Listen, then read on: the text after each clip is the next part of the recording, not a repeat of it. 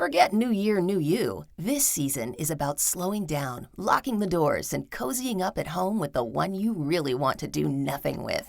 Your dog. After the holiday chaos, those quiet nights with a blanket, a podcast, and your pup feel like the reset you actually need. Ollie helps make those moments easier with fresh protein-packed meals made from real human-grade ingredients, so your dog can enjoy some quality comfort food too.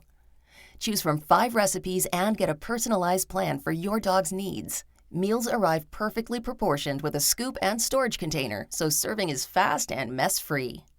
And with Ollie's in-app on-demand health screenings, supporting your dog is easy, ensuring more cuddles for many years to come. Visit ollie.com/truecrime and use code TRUECRIME for 60% off your first box.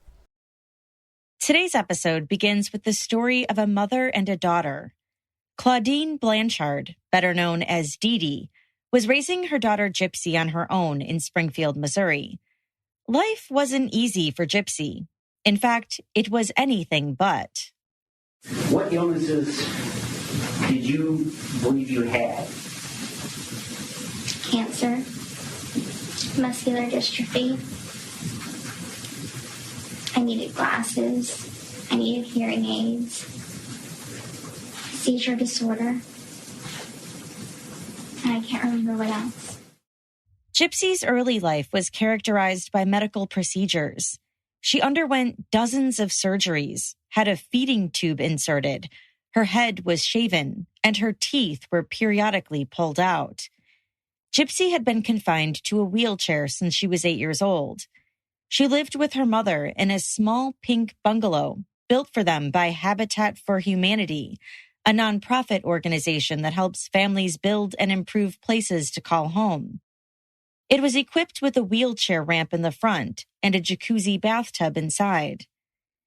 Dee Dee, originally from Louisiana, was outgoing with a loud personality. She was 48 years old and often dressed in bright colors with ribbons in her hair.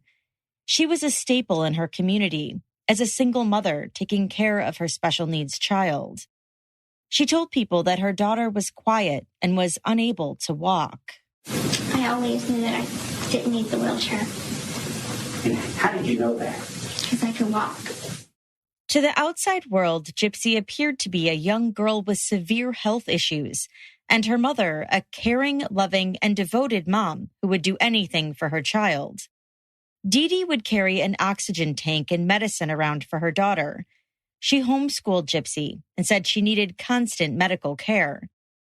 But as she grew older, Gypsy began to question her situation and the decisions her mother had made for her.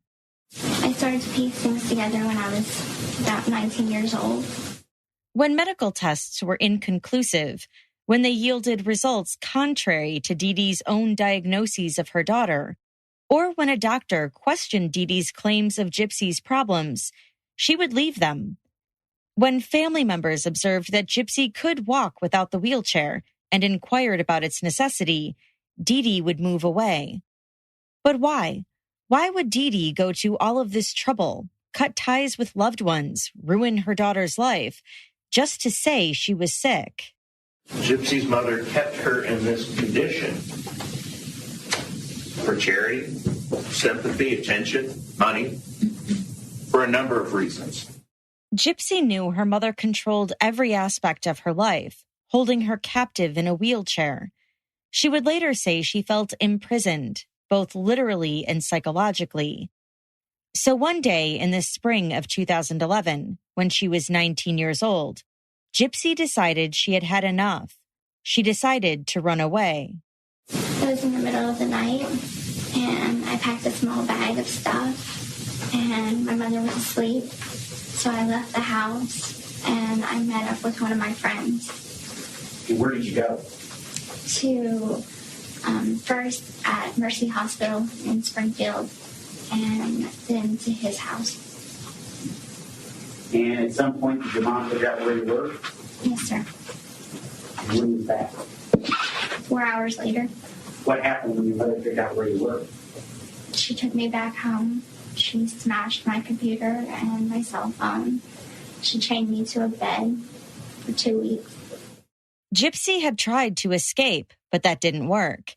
She said her mother beat her and starved her. But her mother was seen as a loving figure in the news stories that highlighted Gypsy's medical illnesses. People had given them financial support, and charities had come to their aid. Legal documents said Gypsy was incompetent, so she worried that if she came forward, her mother would just say she was making things up. Gypsy knew her mother was charming and convincing. She said in her mind, she didn't stand a chance against her. I didn't think that anyone would believe me. I thought they would eventually tell my mom, and that would make my home life even worse for me. I feared her more than I feared anyone else. Dee Dee made Gypsy's life miserable, unlivable. It seemed as though Gypsy would never be able to escape, and that Dee Dee was untouchable, until she wasn't. What did the Facebook post say? If you can recall exactly, or close to it. That bitch is dead. One day, a concerned neighbor asked the police to check on the Blanchards' house. When they arrived, police found Dee Dee Blanchard dead in her room, her nightgown and carpet soaked with blood. She had 17 stab wounds in her body. Gypsy was nowhere to be found. Today's case involves the unbelievable story of a mother who pretended her daughter was sick and received a lot of money from well-intentioned people and charities who wanted to help.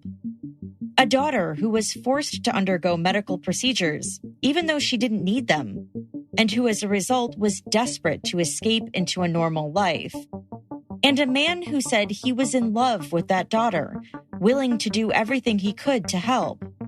But was there even more to this story? In today's episode, I'm going to cover the trial of Nick Godejohn. This is Jillian, and you are listening to Court Junkie, episode 120.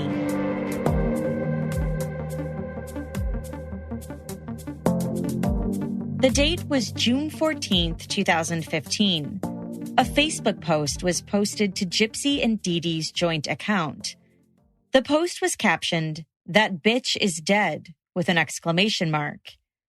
When family members and friends began to leave concerned comments on the post, the person in possession of the account posted a comment that said, "I fucking slashed that fat pig and raped her sweet innocent daughter. Her scream was so fucking loud, LOL." Those in Dee Dee and Gypsy's lives became worried. Was the post and corresponding comment a prank?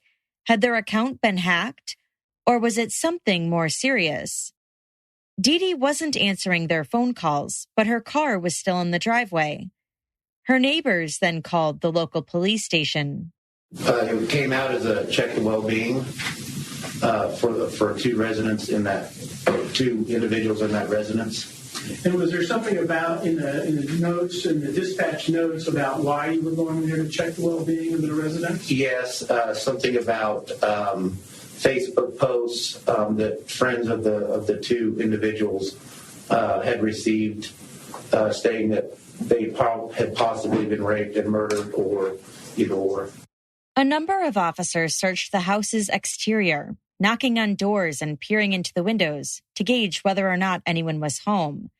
They were unable to see inside because the windows were blacked out, but there were no signs of forced entry. When they determined the house was empty, the officers entered and began to search it. In the living room, they found Gypsy's wheelchair and other medical devices. There was another wheelchair found in the bathroom. In the master bedroom, they found Dee Dee Blanchard lying on her bed. Next to her bed were bottles of cleaning solution. Forensic death investigator Thomas Vanderberg took a closer look at the crime scene. Did you ultimately observe any injuries? Yes. As we went up to the actual body, there were several defects which appeared from sharp injury through the back of the clothing. She was laying face down on the bed. Arms were up with hands kind of underneath her face. And there was blood saturating the back of the nightgown that she was wearing, and blood also on the bed. Dee Dee's death was ruled a homicide, with the cause of death being multiple stab wounds. Dee Dee had been found, but where was Gypsy? The Facebook comment had alluded to Gypsy having possibly been raped. It had been right about what it said happened to Dee Dee. Was it right about Gypsy too? Detectives from the Greene County Sheriff's Office went back to the source, to the Facebook post that had led them there. They traced the post to determine where it had been posted from. The search yielded a location in Big Bend, Wisconsin, the residence of a man named Nick Godejohn.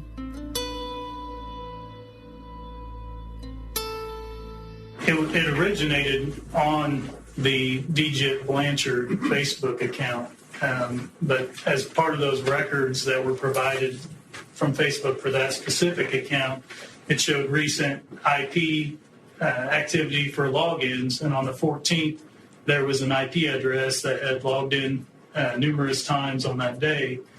And when I received the records back for that IP address, it was Time Warner cable internet connection that was registered to Nick Godejohn in Waukesha, Wisconsin. 26-year-old Nick Godejohn lived with his family in their home in Big Bend, a village in Waukesha County, Wisconsin. His parents had divorced when he was just 3, but his mother, stepfather, and brother all lived in the home at the time. He had a slight criminal record. In 2013, Nick had been arrested at a McDonald's for allegedly masturbating while watching porn for 9 hours. Other than that, however, he hadn't been on the police's radar. But it wasn't long before Nick became the prime suspect in Dee Dee's murder. Upon tracing the IP address, officers were led to the family home in Big Bend. In conducting the search, did you have some general information about who was associated with that house? Yes. Who was that? It should be Godejohn residence. Specifically, we're looking for any evidence related either to Nicholas and Gypsy Blanchard. Detective Jody Kropp from the Waukesha County Sheriff's Office was one of the first officers who went to search the Godejohn residence. Once there, he found Gypsy and Nick cuddled up together, hiding in Nick's closet. To their surprise, Gypsy was not injured. She was not being held captive. They, for the first time, find out that Gypsy is there willingly as the defendant's girlfriend. A search warrant executed on Nick's computer revealed that the two had first met each other online 3 years earlier. Feeling isolated in their bedrooms with few to confide in, Nick and Gypsy had turned to the internet in October 2012. They found each other on an online dating website. Nick said they started communicating on Facebook and quickly formed a committed relationship. Gypsy found refuge in her relationship with Nick, and the two soon expressed their desires to be more than mere internet pen pals. They wanted to live together, experience life together, act as a normal couple. But there was a problem, a big one. Dee Dee was in the picture. Gypsy thought the repercussions for a second dash would be considerably worse than the first time she ran away from home. So Gypsy and Nick constructed a plan. Well, 3 plans, that is. Plans A, B, and C. Plan A, we already had tried that, which was to meet up at the movie theater, act like we never met before, and try and start a relationship from there, with my mother's permission. What was the other alternative plan? Another one was for me to get pregnant. I believed that since he would be the father, he would have to be in my life. In March 2015, 3 months before the murder, Gypsy sent Nick $800 for him to come visit her. She thought if she ran into him at the movie theater and her mom met him, she would let them date. While at the movie theater, Gypsy snuck into the men's room and the two had sex for the first time. But they realized Plan A didn't work. Dee Dee strongly disliked Nick, making it incredibly clear upon first meeting him. When Nick walked into the movie theater, Gypsy saw the dashing young man she had fallen in love with online. But Dee Dee saw a strange man in his mid-20s entering the Disney movie Cinderella alone. Gypsy and Nick's second plan didn't yield much success either. And then when it came to the pregnancy, which I guess would be plan C, at some point the defendant didn't really want to do that plan anymore, correct? He wanted to do it, but his mother wouldn't allow it. So he basically told you, communicated to you, I can't do plan C. Correct. But a couple weeks before the murder, you kind of still were suggesting to him, hey, could we hold off and try getting pregnant? Do you remember that? Yes. But the defendant never really gave you an answer on that. Do you recall? No, he never gave me an answer on it. He didn't say, sure, let's try that, so we can keep killing mom as a last resort, nothing like that. Yes. All right.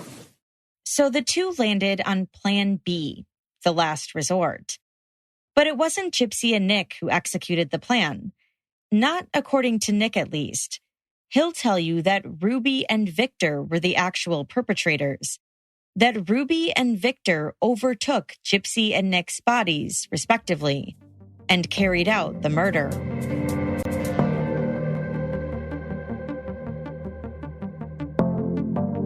Nick Godejohn was extradited to Missouri and ordered to be held on a $1 million bond.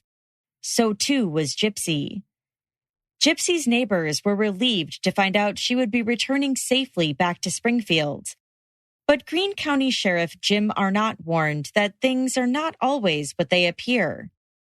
He told the public to, quote, use caution when donating money to this family at this time, as we have unearthed the appearance of a long financial fraud scheme.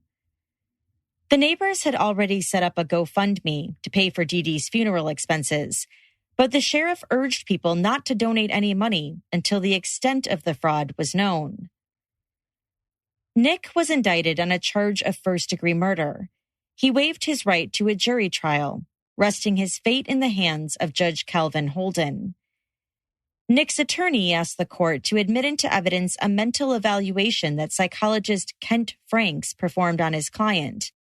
He indicated he might use the evaluation to argue that Nick didn't have the deliberation necessary for a first-degree murder conviction. The prosecution objected to the report, but it was eventually allowed into evidence. In 2017, Nick changed his mind and requested a jury trial. Judge Holden granted the motion for reconsideration and set the jury trial for the following year. On November 8, 2018, Greene County Prosecutor Nathan Chapman delivered the opening statement on behalf of the state.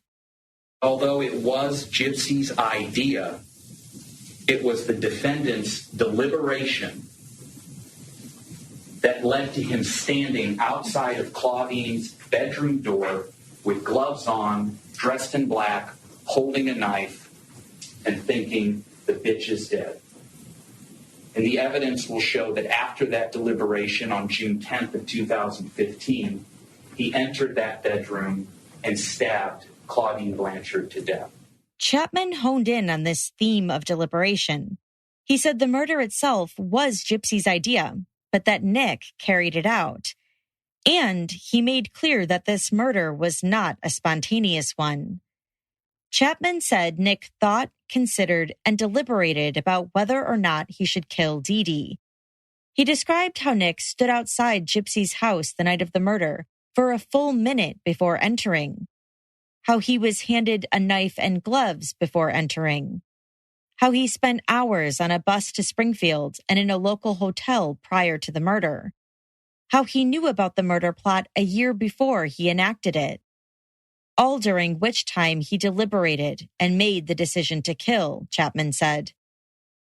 And it didn't end there. Nick didn't just consciously decide to kill Dee Dee, he said. He was anticipating it. He was counting down the days. Yes, this was Gypsy's idea, but the defendant on June 10th was ready to kill, and these texts show he was enjoying it. He was looking forward to it. He was excited about it. Later in this episode, you'll hear about those texts and learn just how deep the relationship between Gypsy and Nick was, and whether it continues to this day. The court heard next from defense attorney Andrew Meade, who presented his opening statement. He said Nick was born in the spring of 1989, and that he didn't come into this world like most of us.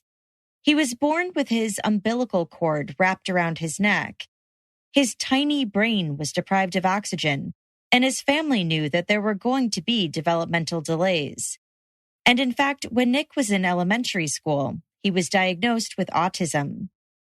Nick was raised by his mother, a single mother at the time, who went through boyfriends back and forth, Meade said. She worked several jobs to make ends meet, but she didn't give Nick the emotional support he needed. Meade said Nick was autistic and that Gypsy knew this. He said Nick knew Gypsy was in a wheelchair and that they accepted each other's flaws and were in love nonetheless. Meade told the court that Nick soon learned that Gypsy did not need to be in a wheelchair. And that's when he said Gypsy took advantage of Nick and manipulated him so that she could escape. Meade said Gypsy came up with the plans. She chose one, and Nick carried it out. He carried it out, he said, but only because of her, because she wanted him to. He said she bought Nick bus tickets to come to Springfield, and that she stole the murder weapon from a Walmart. Meade reminded the jury of Nick's autism diagnosis. He said he has a low IQ score and cognitive disabilities. He asked that Nick not be convicted of murder in the first degree, but murder in the second degree. Meade said he agreed with the prosecution on one crucial fact, that the person who took a knife and stabbed Dee Dee 17 times was, in fact, Nick Godejohn. Sherry Messer worked as a cab driver in Springfield, Missouri. She said in the early morning hours of June 10th, 2015, she picked Nick up at a Days Inn hotel at around 2 a.m. I'm very talkative, with my passengers a lot of times, especially people I pick up at the airport or pick up at a hotel room. Normally I say, what brings you to Spring Patch, Springfield. And this gentleman, hey, I'm from Wisconsin. He said he was here to meet his girlfriend. That's pretty much, just small talk.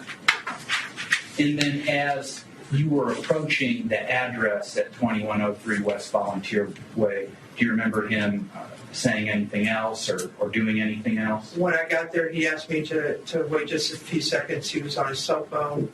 He was texting he said he was texting his girlfriend to see where he was supposed to, what door he was supposed to go to. It says something like that.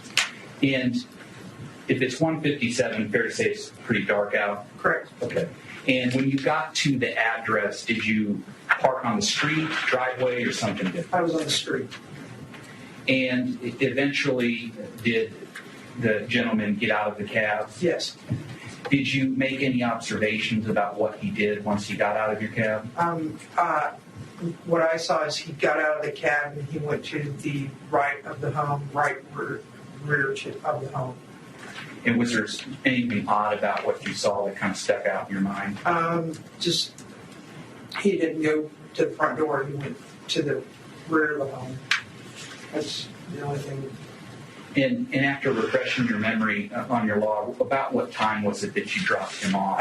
The drop-off time was 2:06 a.m. Another cab driver was then called to the home around 5:45 a.m. John Harmon reported picking up a male and female and driving them to the Days Inn. Prosecutors say Dee Dee was killed in between this time. On cross, the defense attorney asked who it was that actually paid the cab fare. Who paid? I believe it was her, the female. The female, she had the money? Yep. Video surveillance shows Nick and Gypsy together at the Days Inn Hotel the following days, on June 11th and June 12th. Lead investigator, Lieutenant Stan Hancock, said Nick was the one who paid the clerk at the hotel. The two then took a bus to Nick's house on June 12th. But before they left, they mailed an envelope with a knife and gloves to his house. The return address on the package was Gypsy's house. DNA results came back showing that there was a mixture of two people's DNA on the blade of the knife. Nick and Dee Dee could not be eliminated as contributors. 3 DNA profiles were located on the back part of the handle of the knife. Nick, Dee Dee, and Gypsy all could not be eliminated. Jurors were shown photos taken inside the home and from Dee Dee's autopsy, conducted by Chief Forensic Investigator with the Greene County Medical Examiner's Office, Dr. Thomas Vanderberg.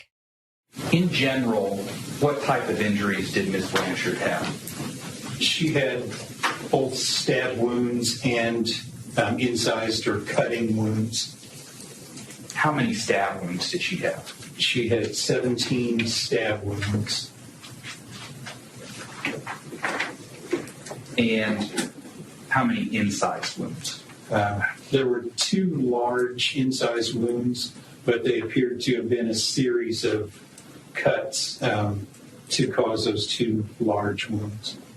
Dr. Vanderberg said Dee Dee was stabbed 17 times.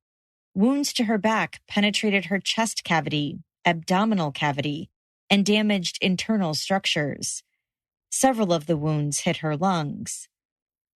On cross, Dr. Vanderberg said he could not tell an order and time frame of the stab wounds. He said they appeared to be very close to the time of death, and that they all happened within a short period. He estimated she died about 36 hours before she was found. After Nick and Gypsy were arrested at his home in Big Bend, Wisconsin, local detectives secured a search warrant for the residence. Inside, they found Greyhound bus tickets from Springfield to Milwaukee, a Days Inn receipt, a luggage tag and room key, Gypsy's Social Security card, and a tennis shoe with suspected blood on it. A hoodie and a T-shirt with a creepy clowns graphic also had suspected blood on them. In addition, investigators seized a cell phone, computer tower, laptop, a duffel bag, and a baggie with $4,000 in cash. They believed Dee Dee had the cash in her home at the time she was killed. The defense objected to the prosecution admitting the computer tower, but Judge Holden allowed it in. Skype messages, sexual stories that were exchanged between the two, and numerous videos they had recorded were all discovered. Nick's browsing history revealed searches for train tickets, knives, and handcuffing girls to death. Greene County Detective Angela Mahoney traveled to Wisconsin to interview Nick after his arrest. Detective Mahoney said Nick was pleasant when they spoke. He had a blanket and was handcuffed in the interrogation room. She presented him with a consent form. He began to read it aloud and then paused mid-sentence. He was stuck on the word coercion. He said he thinks the word means punishment. Detective Mahoney said that it means trickery. Detective Mahoney began the interview by suggesting that they take turns asking questions. Nick said that's fair. She uncuffed his handcuffs and he explained more about how he met Gypsy. We got closer on there and we connected more and more. And then we got comfortable where we, about like, I don't know how to explain it. It's like the way that we clicked is it made it seem like we somehow just knew we were right for each other. Okay. So we, like, what was it, like 4 days, I have to say, 4 days later, we started a relationship together. Nick said they felt so connected after meeting online, they started a relationship 4 days later. He told Detective Mahoney that Gypsy is his girlfriend and that he loves her. Detective Mahoney told him that if he really loves her, he wouldn't want her in the situation that she's in now. If you love her, if you love Gypsy, then you're not going to let Gypsy get in trouble without you being there to help her, okay? Awesome. And so what you need to know is that Gypsy told us everything. We didn't talk to Gypsy all this time and not get everything. That's what we do. Detective Mahoney said she knows he's lying about what happened because Gypsy already told her everything. On the stand, Detective Mahoney said that was a lie, but the bluff apparently worked. Did Gypsy know that you were going to kill her mother? Honestly, she asked me to. Okay. So Gypsy knew you were going to do it because Gypsy asked you to. Yes. Why did she ask you to do that? Because she felt it was her only way to be with me. Okay. She felt like if you killed the mom, then that's the only way she could be with you. Yes. He said that Gypsy asked him over text and on Facebook to kill her mom. He said that when he arrived to her house that night, Gypsy handed him a pair of gloves and a knife. Before this night, he said he had never stabbed anyone. He described going into Dee Dee's bedroom and stabbing her 4 times while she lay on her stomach. He said on the 4th time, he felt it go into her lungs. That time, he had to yank it out. He then cut her across the back of her neck. Did she scream or holler? Or... Yes, she did. What was she saying? First she said help, and then she didn't know. She didn't recognize who I was. And she said, who are you? And then... She said, who are you? Yeah. Okay. And she didn't recognize who you are. She says help, and then what does she say? And then she called up for Gypsy, but she didn't do anything. Nick said Dee Dee yelled Gypsy's name 3 times, asking for her to help her. He said that didn't stop him from stabbing her more. He said he may have stabbed her even more times, but knew that 4 went in deep. Nick said that during this, Gypsy was hiding in the bathroom. In the interview, he showed Detective Mahoney a cut on his hand that he got during the incident. After he finished, he said he and Gypsy cleaned up the blood in the room together. Then they had sex in Gypsy's bed. He said it was consensual, but that he was the one in charge. According to Nick, this wasn't the first time they had sex. He said he took Gypsy's virginity at the movie theater bathroom while she was wearing a Cinderella costume with a blonde wig before the movie began. Nick said Gypsy was wearing a dark brown wig when they had sex at her house after the killing. The thing is, I used to take medication. I used to hear voices in my head. Okay. And when I went, then it somehow went as part of myself. Okay. So, does Gypsy know that? Yes. She does know that. Nick said he has a good and an evil side. He said it was his evil side that got on the bus, stabbed Dee Dee, and then cleaned up her blood. But Gypsy has an evil side too, Nick said, and her evil side is named Ruby. She has an evil side of herself as well. She used to call her Ruby. That's what she used to call her. Okay. But one of the things he said to her is, never get between me and Ruby, is what he said. Nick said his evil side said, never get between me and Ruby, as he was stabbing Dee Dee. He said he did think about raping Dee Dee, but ended up not doing anything sexual with her body. On cross, Detective Mahoney said she was unaware of any special protocols for handling people with autism.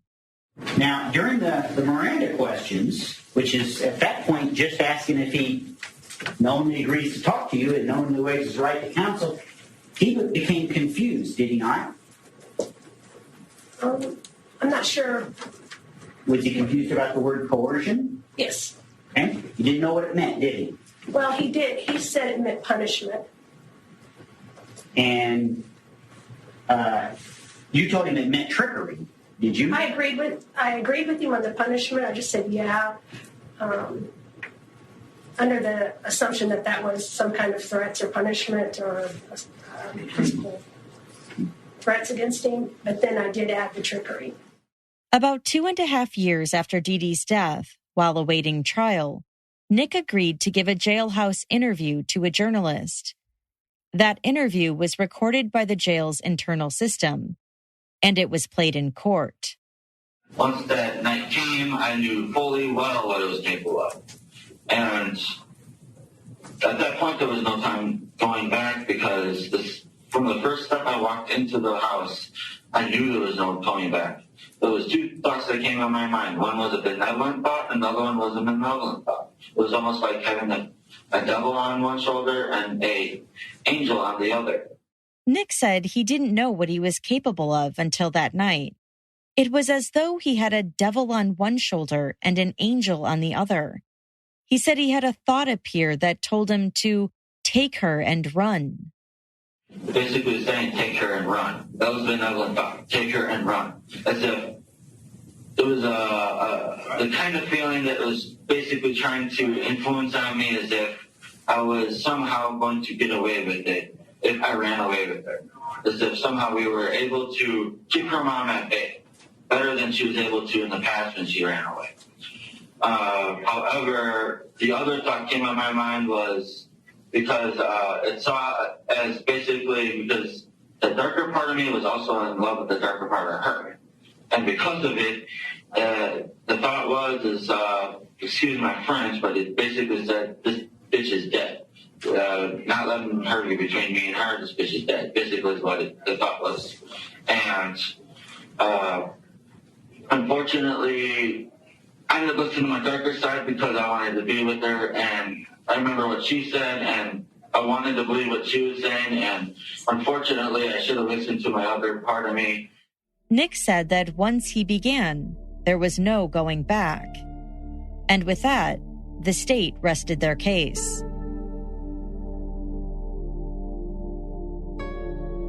One year after Dee Dee's murder, Gypsy appeared in court for her case.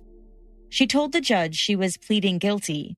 She had reached a deal with the prosecution. The prosecutor told the court, "When you look at this case, it's a murder, and it's a first-degree murder. But it's also one of the most extraordinary and unusual cases we have seen."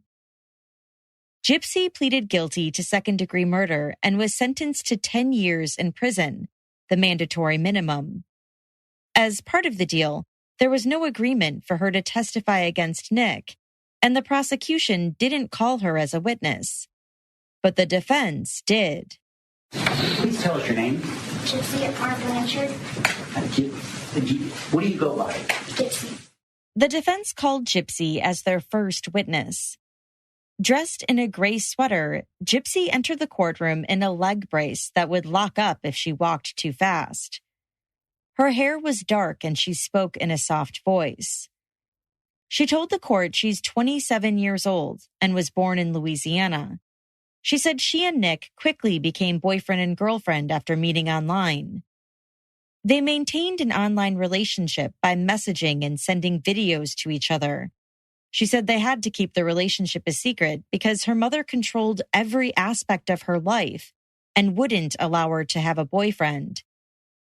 She said she confided in Nick that her mother was forcing her to be in a wheelchair about a year into their relationship. She said she didn't understand the full extent of how healthy she was until she was arrested. Gypsy saw pediatric neurologist Dr. Bernardo Flasterstein in 2007 with her mother. He would later tell reporters that he was skeptical about Dee Dee's claim that Gypsy had muscular dystrophy because all of her tests and blood work came back normal. Dr. Flasterstein reached out to Gypsy's previous doctors, who told him that when they would tell Dee Dee that Gypsy was healthy, she would stop seeing them. Dr. Flasterstein then wrote in his file that, quote, "There is a strong possibility of Munchausen by proxy." According to medical experts, Dee Dee likely suffered from this condition. Munchausen syndrome by proxy is a disorder wherein a caregiver feigns or causes illnesses or injuries to the person they're caring for in an effort to gain attention. Upon discussions of this case in the public discourse, professionals have spoken out connecting symptoms of the disorder with those that Dee Dee displayed. Gypsy told the court that she knew Nick had Asperger's, but didn't understand what that meant. She said she stole money from her mother and mailed him about $800 in cash to come visit her. She said she loved him. We had plans to marry. Any other plans for your future at that point? We plan to have kids. Yes. Did you do anything to prepare for having children with Nick? Yes. What did you do? I stole baby clothes and things for a child. Years prior to that, in 2010, Gypsy was growing increasingly desperate to get out of her home life. She said she began to have thoughts about killing her mother. After meeting Nick, she then talked him into doing it. Whose idea was it to kill your mother? Mine. Why did you want to kill your mother? Because I wanted to be free of her hold on me. About 2 weeks before the murder, Gypsy said she started having doubts and changed her mind. But 2 days prior, she and her mom got into an argument. Nick asked Gypsy, was the plan on for him to come do this? Yes or no? Gypsy said yes. She said she had several alter egos that she used when she and Nick would role play with each other, including Ruby, Candy, Kitty, and Demona. She said these alter egos were fantasy. Demona was a half werewolf, half human character. Kitty was a childlike girl. Candy was her slutty side. Ruby was her evil side. I made them up because he told me that he had various alter egos. And so I created mine to fit the ones with his. Who came up with your names? I did. And do they each represent a different type of person? Yes. As Gypsy worked to plan her mom's murder, she mailed Nick cash for him to come visit her and stole a knife from Walmart. How did Nick know when to do this crime, time-wise, that morning? I told him. Who planned this murder? I did. Did Nick do any of the planning in this murder? He may have had one or two. Do you know what plans he provided? He decided what the weapon would be. Gypsy said she didn't think she could commit the murder because blood makes her squeamish. They planned to return to Nick's mother's house in Wisconsin afterwards, but she couldn't take Dee Dee's car because she didn't know how to drive. Nick had purchased a round-trip bus ticket. They left the Blanchard house and tried to purchase a ticket for Gypsy on that bus.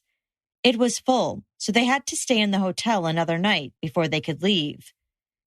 They arrived at Nick's family's house the following day, and Gypsy said she pictured herself staying there forever. Thought maybe that if people knew that I was gone, they would just think I was missing. And missing people go, unfound all the time. So I just thought I'd remain a missing person. Gypsy said she's the one who posted that cryptic post on her mother's Facebook, pretending to be Nick. Why would you make that post claiming to be Nick? I wanted her to be found. I wanted the cops to find her body. 2 days after Gypsy arrived at Nick's house, law enforcement arrived. On cross-examination, Gypsy said she decided to come up with her alter egos to please Nick. You also started to kind of consider yourselves as master and slave, correct? Yes, sir. And the defendant was the master. Yes, sir. And you were the slave. Yes, sir. And at one point, he had sent you basically like a bill of sale kind of ownership papers. Do you remember that? Yes, sir. And those papers would basically mean that the defendant owned you. Yes, sir. Gypsy said Nick would send her a script and told her to act it out in videos to send to him. At one point, Nick said he had a rape fantasy. Another time, he said he was an assassin in another life who could protect her. Of the plans, you mentioned that how the murder was to take place, that was all up to the defendant, correct? That is correct. And it was the defendant that told you he wanted to stab your mom. Correct. And it was the defendant that told you he wanted a knife. Yes. And he figured it would be easier for you to get a knife because you could steal it because you would be in the wheelchair, correct? Correct. According to Gypsy, Nick first wanted her to get a machete. She thought that would be too hard to wheel out. She saw a smaller knife, took a picture of it, and sent it to him to make sure he approved. He replied that he did. She said he also wanted a tape and a taser to muffle Dee Dee and prevent her from fighting back, but she was unable to get those items. Gypsy sent Nick a message that said, "Let's move to Milwaukee. We can stay with your mom for a little." Nick said he'd rather be in Waukesha. Gypsy said, "Okay, darling, we can look up apartments in Waukesha." In the event they were caught, Nick told her what they would say. On the night before the murder, Gypsy and Nick were texting back and forth. Around 9 p.m., Nick said he expected her to look like his woman should and to wear red fingernail polish. She said she only had pink fingernail polish. He also asked her to wear red lipstick. They settled on pink lip gloss. Nick wrote, "So will you, or how do you wish to present yourself?" Gypsy didn't respond right away, so he asked her again to answer his question. She replied that she'll be in her nightgown with painted pink nails and lip gloss. Nick told her that she better be naked when he gets her from the bathroom after the deed. While you were in the bathroom, you could hear your mom, correct? Yes, sir. And you heard her scream. Yes, sir. And she screamed your name? Yes, sir. Gypsy took a tissue as she began to cry. She said she was sitting on the bathroom floor with her hands covering her ears.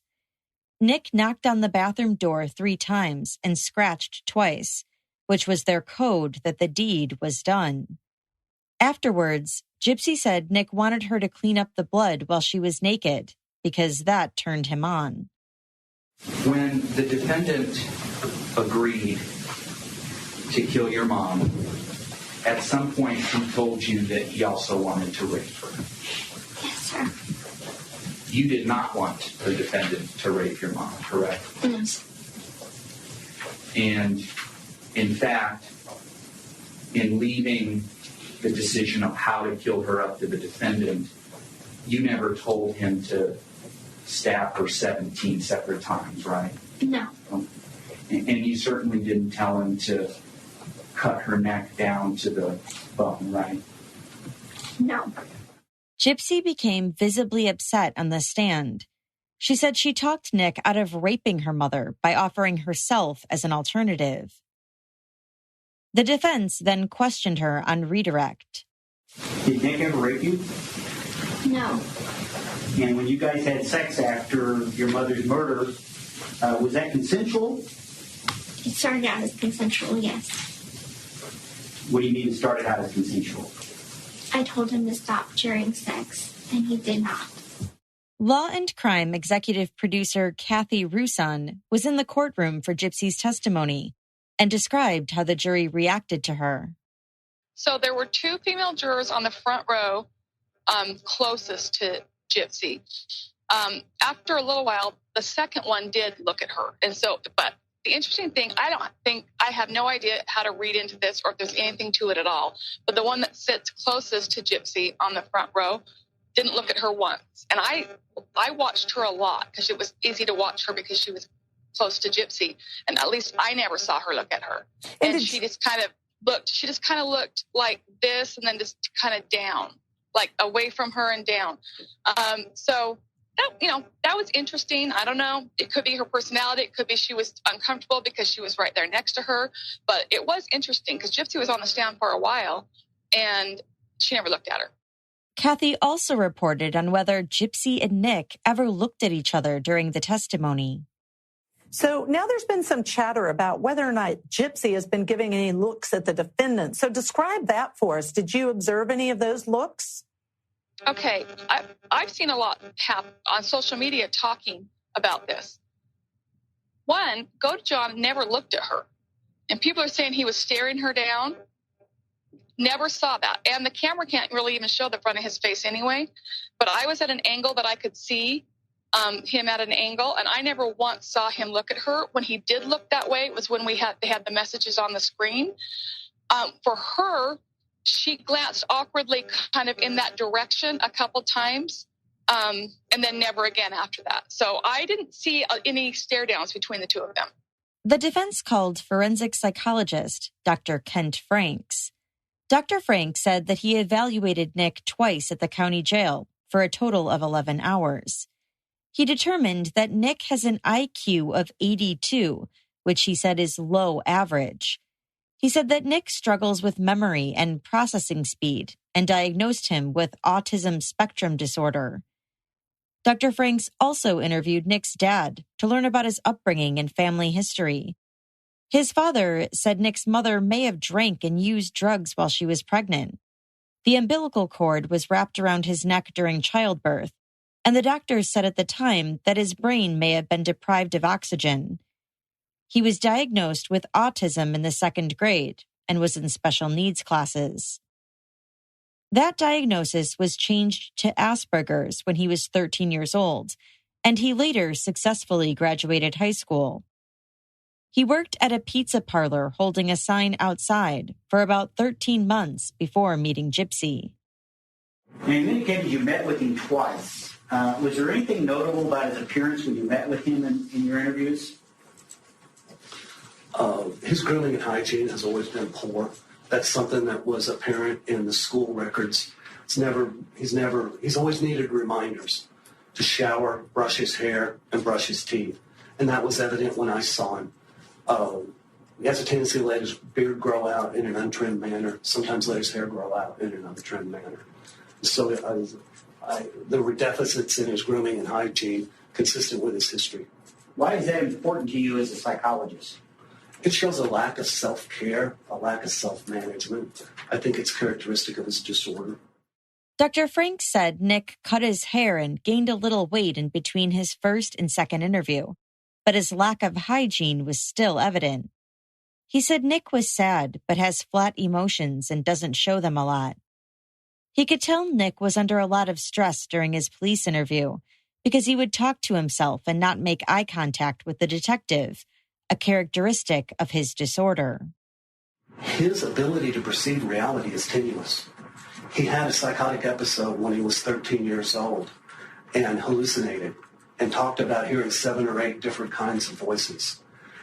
His mother in the Social Security records talked about impaired reality testing, that he had difficulty perceiving reality accurately. On the Rorschach test, you look at pictures that resemble things like a bat. And if you look at a bat and you see something else, that is impaired perception. And there was a significant amount of that, suggesting that his perception of the world around him is often inaccurate. According to Dr. Franks, Nick ranks at level 2 on the autism spectrum disorder, with deficiencies in showing empathy, forming relationships, understanding nonverbal cues, understanding emotions, inability to venture outside his house, and requiring substantial assistance with accompanying intellectual impairments. Dr. Franks said Nick requires sustaining support, or he could pose a danger to himself or others. For their rebuttal case, the state called clinical psychologist Dr. Robert Denny. Dr. Denny met with Nick over 3 days in 2017. He described him as reserved and quiet, but pleasant. He also reviewed interviews and evidence in the case. Dr. Denny said Nick had reasonable reactions during his police interview, looking down and looking up at the appropriate times. He said Nick also acted reasonably well while seen on the surveillance video at the bus station, when he was told there weren't enough seats on the bus he originally wanted to take to return to Wisconsin. He scored him with a statistically significantly lower IQ of 77. Did you find the defendant to be intellectually impaired? I did not. Why not? All of his scores, even his historical IQ scores, some of them are low, yes. But even going back to his childhood scores in the record, none of them fell in the range of intellectual disability. The fact is, the objective data does not support intellectual impairment. Mr. Godejohn does not have intellectual disability. Dr. Denny diagnosed Nick with autism spectrum disorder, level 1, which is less severe than level 2. He also diagnosed him with a learning disability for reading and math. The state rested and the court proceeded to closing arguments. Prosecutor Nathan Chapman said Gypsy is absolutely part of the facts of the case while deliberating first-degree murder, but she's not part of their legal determination of Nick's guilt. He provided the jury with the instruction for first-degree murder and said the state has proven that Nick caused the death of Dee Dee Blanchard. He knew his conduct would cause her death and that he did so after deliberation. Chapman said Nick's mild form of autism changes nothing about that. Was Gypsy mistreated? Absolutely. Is the defendant some knight that's coming in to save her? Let's be real. You heard his interview. How many times did you hear the defendant mention, I was rescuing her, I was saving her, I was freeing her? I can tell you, 0. In the text messages leading up, how many times did you see him make any reference to, I'm coming to get you, just hang in there, right? You're going to be free soon. I can do this. How many times did you see it? 0. Instead, you see, I expect you to be wearing something specific, red lipstick when I get there. And when I come get you from the bathroom after I murder your mom, you better be naked. The defendant had his very clear own reasons for doing this. So to make this seem like he came in here to save her is completely contrary to everything else you saw. Chapman said there's no question that Dee Dee mistreated Gypsy and that she deserved to be held accountable for that. But she deserved to be held accountable in a courtroom by a jury. All the same rights the defendant has during this trial. The defendant doesn't get to hold court himself in the bedroom when he stabbed Dee Dee 17 times in the back, he said. The defense said Nick is not guilty of murder simply because he does not have the ability to deliberate. Attorney Dwayne Perry said his client is mentally incapable of thinking ahead and of planning a murder. Let's get one thing straight. Who wanted Claudine Blanchard dead? Who? Gypsy did. Gypsy wanted Claudine Blanchard dead.